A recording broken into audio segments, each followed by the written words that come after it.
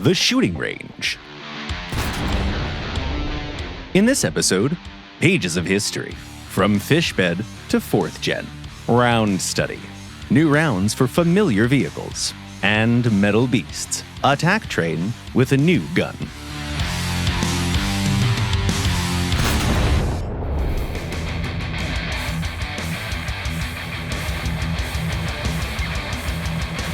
We continue discussing the new vehicles, and this time we'd like to talk about the ground. Please welcome an American heavy tank whose impressive size and unique transmission somewhat remind us of a train. The name of this giant is the T1E1 90. This is one of the very few tanks in history equipped with an electric transmission. It allows the vehicle to move at the same speed both forward and in reverse. On the one hand, the 800 horsepower engine can only accelerate the vehicle to 37 kilometers an hour. On the other hand, this is one of those cases where you don't really need more. The T1 is slow but steady. Besides, its great reverse speed can solve an important issue. We mean the frontal armor that's clearly insufficient against guns used by its counterparts. The sophisticated shape of the gun mantlet can sometimes make a stray shell ricochet, but this isn't the type of luck you'd want to rely on. And the solution to this is pretty weird. Just turn your back on the enemy. You might say, but the rear armor is even thinner.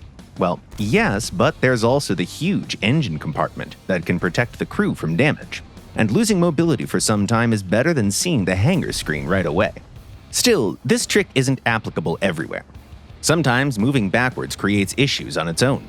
For instance, when you turn a corner in an urban environment or fight in a position with an incline. The main difference this new modification brings is the armament. The new main caliber is a 90mm cannon that can fire capped shells with almost 185mm of armor penetration up close. It's clearly better than the old 76mm cannon, and there's also double the amount of explosives inside the shell here. In the game, it means that the new gun can damage pretty much any opponent, and your first hit will destroy the target most of the time. The only thing the new cannon is missing is a vertical stabilizer, but you can still fire on the move. The ride is smooth enough. On the left side of the main caliber, you can see an extra 37mm gun. It can't handle heavy enemies on its own, but it's an amazing auxiliary caliber.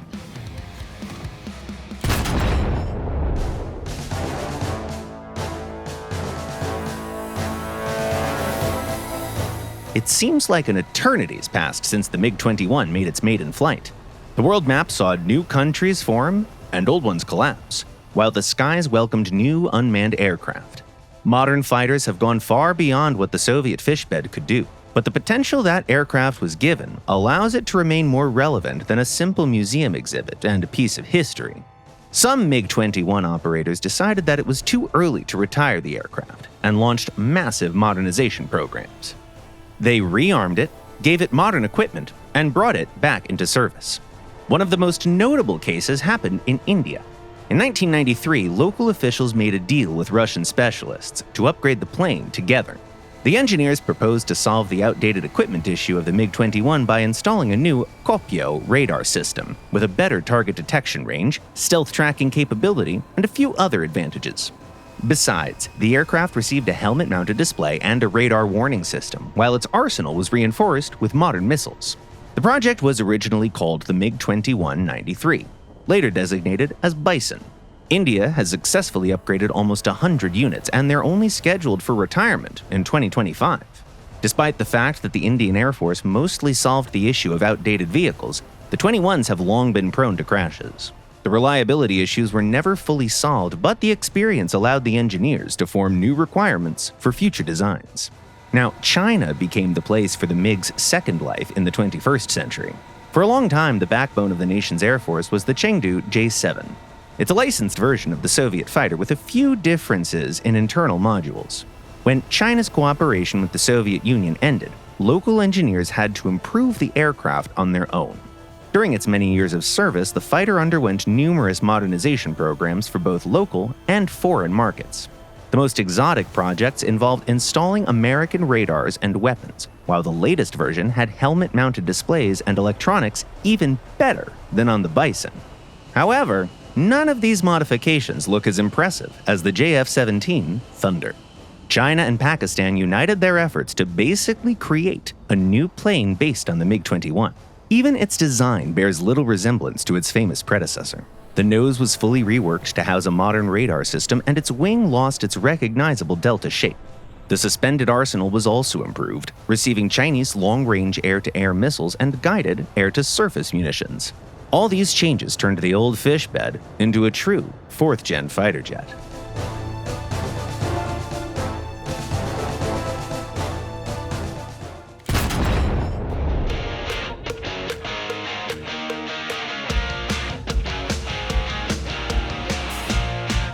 We've already talked about the new satellite-guided bombs that the Autumn update brings, but not all of the new additions are so bright and loud. Some munitions get added in a quieter and almost unnoticed way. That's the kind of ammo we're going to talk about today. Let's start with the M908, a semi-armor-piercing high-explosive shell added to Abrams tanks with the 120mm cannon.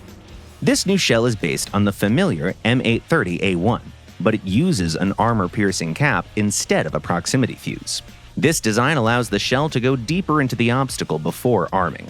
The best use of the new shell is against lightly armored vehicles when an APF-SDS shell would go right through, and classic HE shells don't deal enough damage with the explosion triggered outside.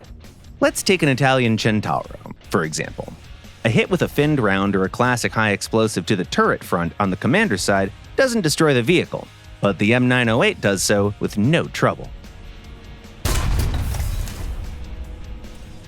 Another new shell is the Chinese BTM-1, a semi-armor-piercing capped shell available to some 105mm cannons. It has a modest penetration rate, below 100mm, which is well compensated for by more than 2 kilos of explosives in TNT equivalent. The BTM-1 is used similarly to regular capped rounds, only there are fewer vulnerabilities it can pen. Let's use the M60A3 as a target here. Hitting the commander's cupola with this shell knocks out the entire crew. The new shell is also a great choice against wheeled tanks since their armor can be easily punched through. And since the shell has a large explosive filler, hitting the crew compartment leaves no chances. Here are 2 more new shells of the Ahead type, the PMD-062 and the PMC-308.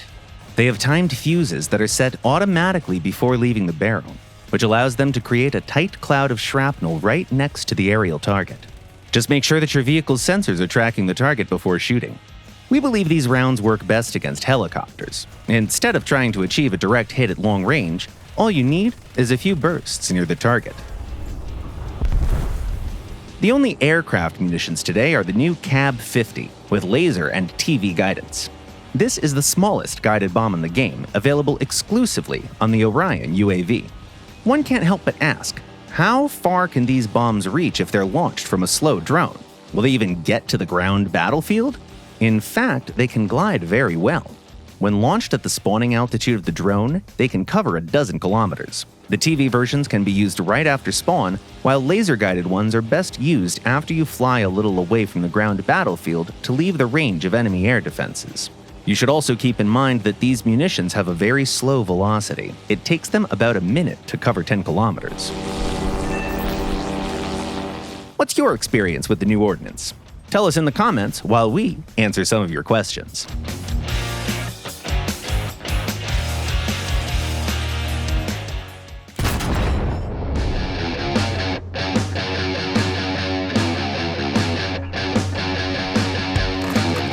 The first question was sent by a player called T-Aviation. How do I effectively play the EBR 1951? Hi, T-Aviation. The battle rating of this EBR version allows its mobility to truly shine. Pick a flanking direction after the battle begins and drive it to the enemy side. Your best shells on this modification are the capped ones. They can't boast a high penetration rate, so try to attack from the sides or the rear. Luca Tail asks, why does the F-100D get the same type of rockets twice? Hello, Luca. The blocks have the same rockets inside, and the only difference is the color of the container. Khaki color was mostly used by the Army, while the Navy preferred white. Another question comes from error, name not found. Why do fairy fireflies' flaps seem significantly different compared to every other type of flaps? Hey there! This type of flaps is actually called fairy youngmen. They did provide some benefits, but their sophisticated design prevented them from becoming popular. Big Pro writes, what aircraft has the largest air brake relative to its size? Hey Big Pro, you know, it's hard to give you a definite answer here. Large air brakes are found on the SBD, the SB-2C, the BTD, the AM-1, the F-89, the Buccaneer, and the A-7. Which of them seems the biggest to you? And the last comment for today was written by Deafening Silence. In theory, can you use the PGM-500 or the 2000 to take out flying targets? Hello! Yes, a TV homing device can lock onto any contrast point, including an aircraft. But it can only hit a target that's flying straight at a pretty slow speed. That's it for today. You've been watching The Shooting Range by Gaijin Entertainment, and the next episode will premiere the following Sunday at 4 p.m. GMT or noon Eastern Time. Subscribe and click the bell if you don't want to miss our next videos. Don't forget that you should never approach a bison. Leave a like, share your thoughts and comments, and see you next week.